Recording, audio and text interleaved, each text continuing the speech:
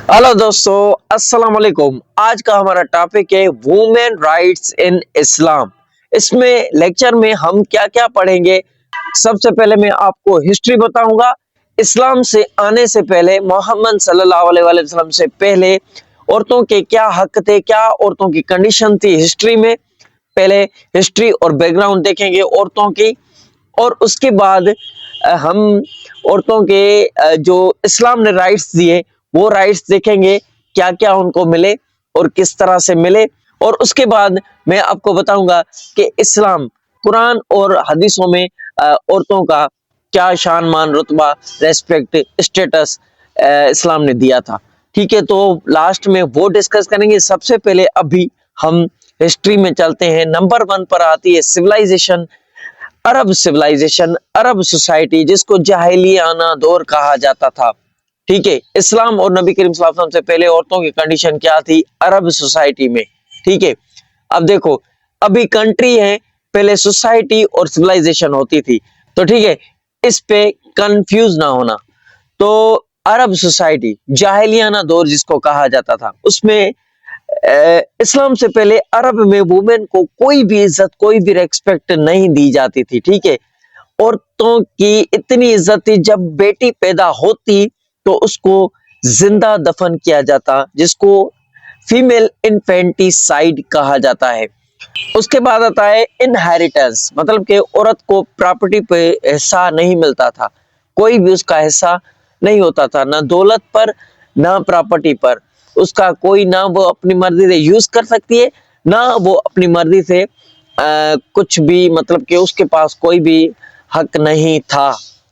ठीक है, तो औरत को खुद ही माल समझा जाता था, पहले फादर की, उसके बाद हस्बैंड की। वो जिस तरह से चाहे, जिस तरह से चाहे, जहां चाहे, जो भी उससे करवाए, उसके पास कोई हक नहीं था। दूसरा, उसके बाद आता है फोर्सिड मैरिज।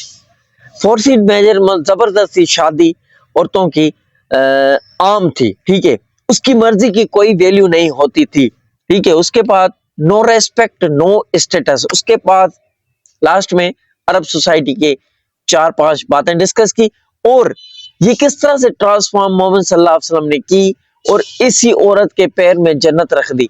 वो लास्ट में कुरान और हदीस की बातें करेंगे। अभी हिस्ट्री बता रहा हूं मैं। अरब सोसाइटी होती थी, एक बनी हुई होती थी हिस्ट्री में, तो वहां पर जो औरतें होती थी उनके साथ क्या कंडीशन होती थी, कैसे उनकी रहती थी।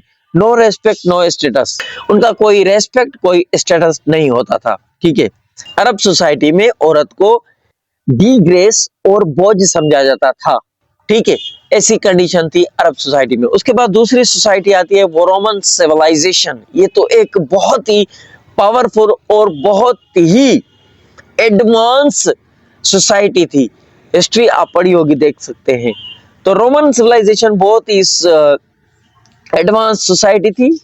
इसके बावजूद भी वुमेन को इक्वल स्टेटस नहीं दिया जाता था। पॉलिटिकल राइट्स उसके पास जीरो था।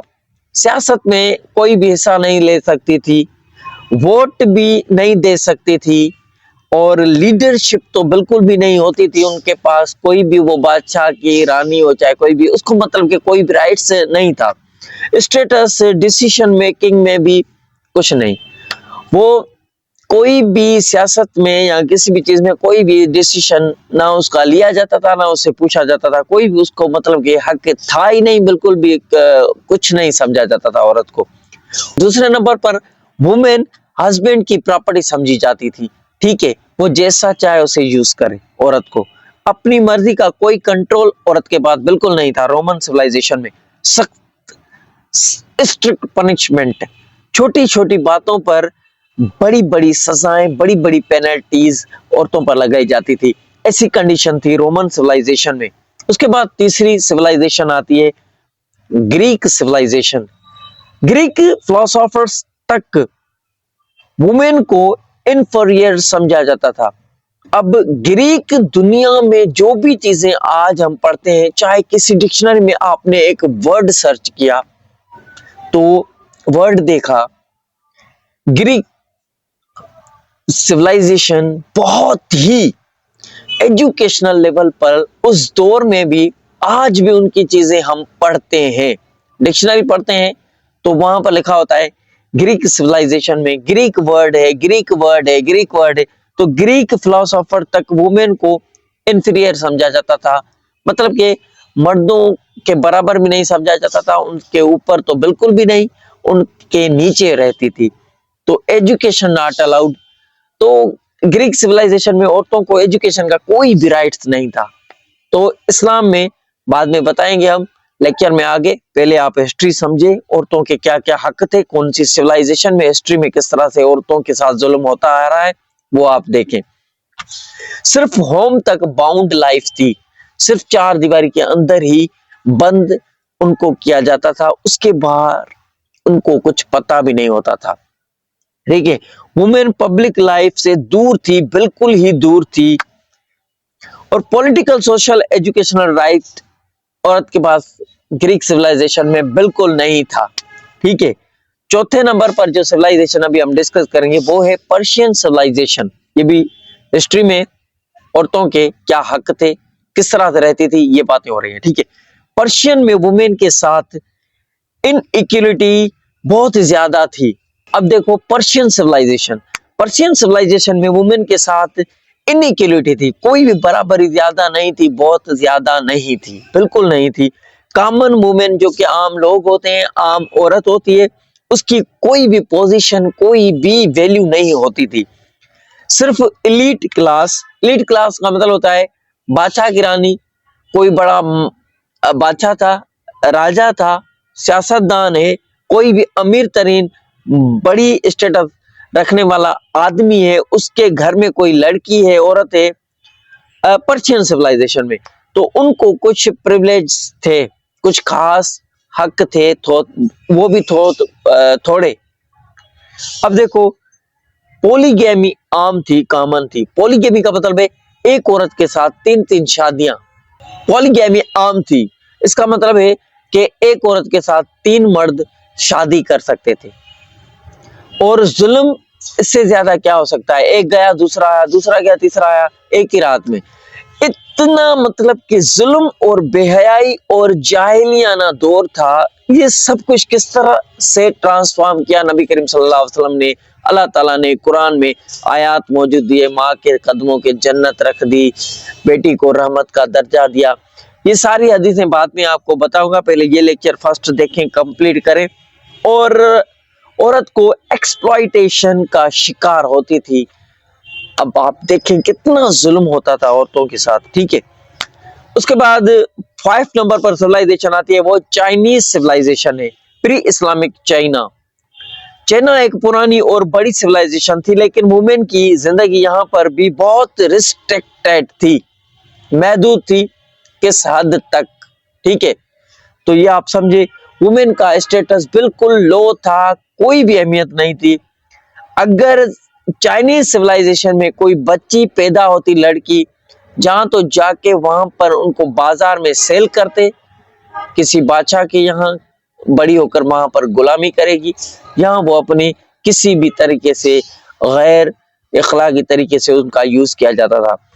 अगर बच्ची पैदा होती है चाइनीज सिविलाइजेशन में, तो बड़े खुले रेगिस्तान में, गर्मी में, गरम गरम रेत पर उस बच्ची को फेंक देते थे, छोड़ कर आते थे पैदा होने वाली को।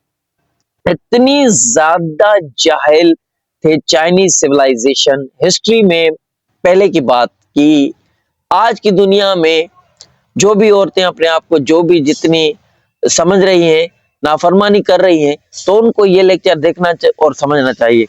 अब देखो, कन्फ्यूशियस टीचिंग्स में मर्द को सुपीरियर समझा जाता था।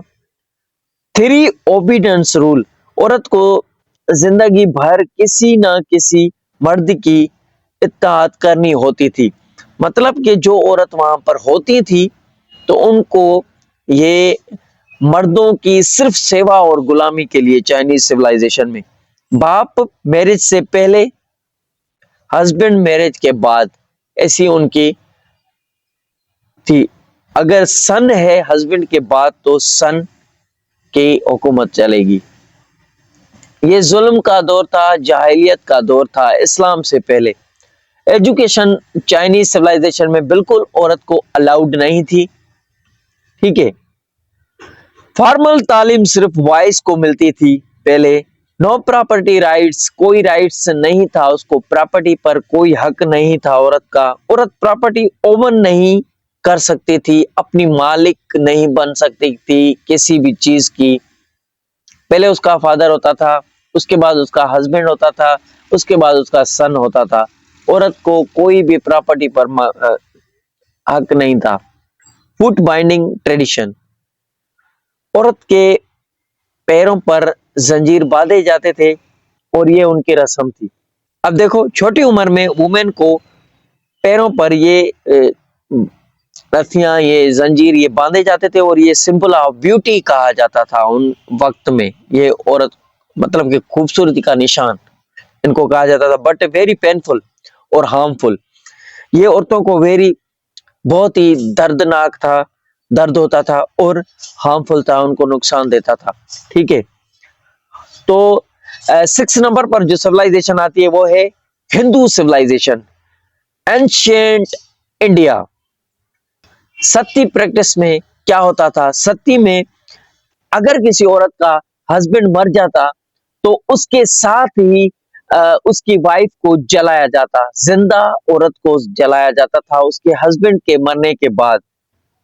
एजुकेशन तो बिल्कुल भी नहीं देते थे उनको, ना पढ़ाते थे। गर्ल्स की तालीम बिल्कुल अलाउड नहीं थी और रीमैरिज फॉरबिडन, औरत फिर से शादी नहीं कर सकती थी। ये नबी करीम सल्लल्लाहु अलैहि वसल्लम ने इनको रुतबा दिया है। दुनिया की कोई भी लड़की है जो आज उनको राइट्स मिल रहे हैं, जो आज उनको स्टेटस है, मोहम्मद सल्लल्लाहु अलैहि वसल्लम की वजह से है। कोई भी दुनिया का शख्स नहीं है, सिर्फ मोहम्मद सल्लल्लाहु अलैहि वसल्लम की वजह से हुआ है ये सब कुछ औरतों के साथ। भले इंडिया की औरतें हैं, आज रीमैरिज का जो सिस्टम था वो भी आज भी मौजूद है हिंदू कुछ सोसाइटीज में, लेकिन वुमेन जो विडो होती है, जो कि विधवा होती है, उसको रीमैरिज फॉरबिडन की जाती थी। उनकी रीमैरिज मतलब कि फिर से वो शादी नहीं कर सकती। बस अकेलापन, ह्यूमिलिएशन और आइसोलेशन का शिकार होती थी वुमेन इंडिया सिविलाइजेशन में, हिंदुओं की सिविलाइजेशन में।